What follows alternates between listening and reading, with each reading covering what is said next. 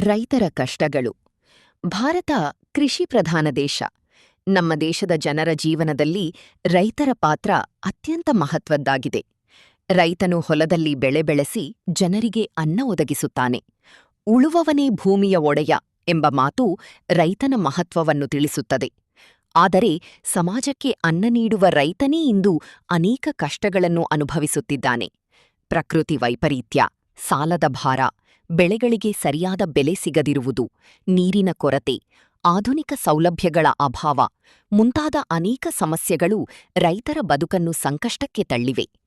ಮೊದಲನೆಯದಾಗಿ, ರೈತರು ಪ್ರಕೃತಿಯ ಮೇಲೆ ತುಂಬಾ ಅವಲಂಬಿತರಾಗಿದ್ದಾರೆ. ಮಳೆ ಸರಿಯಾಗಿ ಬಂದರೆ ಮಾತ್ರ ಬೆಳೆ ಚೆನ್ನಾಗಿ ಬರುತ್ತದೆ. ಆದರೆ ಕೆಲವೊಮ್ಮೆ ಅತಿಯಾಗಿ ಮಳೆ ಬರುತ್ತದೆ, ಕೆಲವೊಮ್ಮೆ ಮಳೆಯೇ ಬರುವುದಿಲ್ಲ. ಬರ, ನೆರೆ, ಗಾಳಿ, ಆಲಿಕಲ್ಲು ಮಳೆ ಇವು ಬೆಳೆಗಳನ್ನು ಹಾಳು ಮಾಡುತ್ತವೆ.